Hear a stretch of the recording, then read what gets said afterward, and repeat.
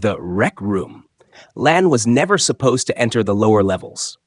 As a junior admin at the Department of Health Archives, she spent most days uploading old hospital files into digital format.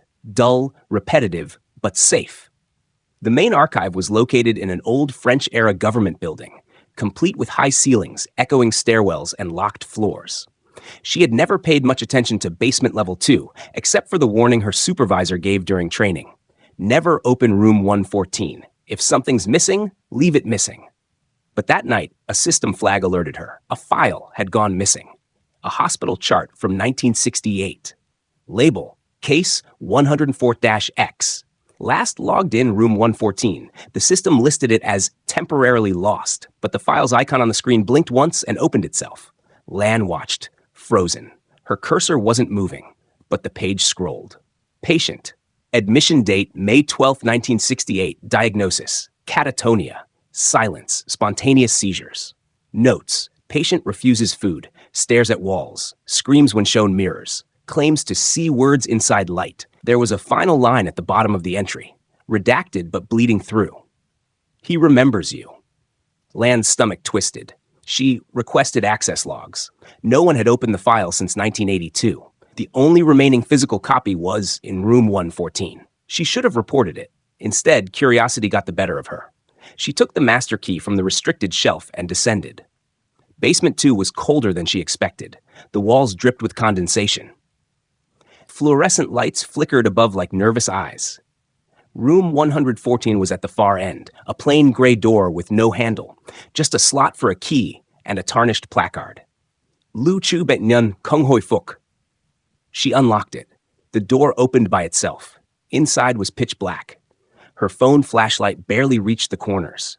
Rows of steel filing cabinets stretched into the dark. The air was heavy with mildew and something metallic. She walked down one aisle. The files were organized by case number. When she found 114X, she opened the drawer. Empty. But then, a file slid itself out of a cabinet nearby. It hovered, then dropped at her feet. She stepped back, heart racing. On the folder, Enmin Kang final entry. Inside were pages covered in handwriting that didn't match any formal medical format. It wasn't even notes. It was drawings. Faces. Hundreds of faces, all staring directly at the viewer, some upside down, some distorted. One image had been stabbed through with a paperclip. Blood had stained the page. Lan picked up the folder. The lights in the room buzzed louder. Then a cabinet slammed shut by itself. She ran. But the door was gone. She turned. No exit, just endless rows of records. She checked her phone. No signal. Battery at 3%. The flashlight flickered, then died. Silence. And then, from somewhere deeper in the room, shuff, shuff. The sound of papers sliding, like someone was crawling through them. A voice whispered, thin and broken. You opened me. She turned and saw him, or what was left of him.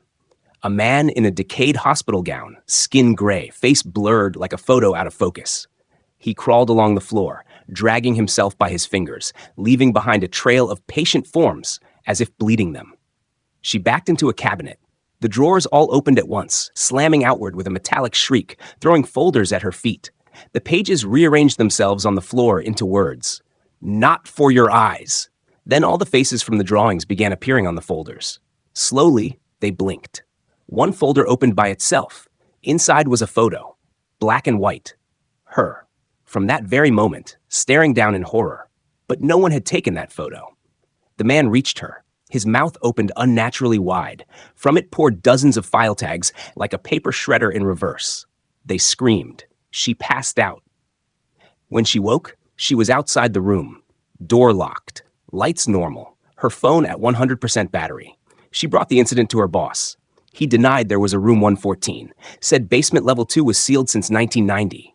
No records remained. But that night, when Lan opened her work computer, every file on the screen had changed. Every document, every thumbnail, every ID card, all had been replaced with the same image, a patient chart. Name, Lan Chun Ti. Case, Motman Lemd X. Diagnosis, extramemory corruption. Status, unrecoverable. And one blinking message at the bottom of the screen, new record created.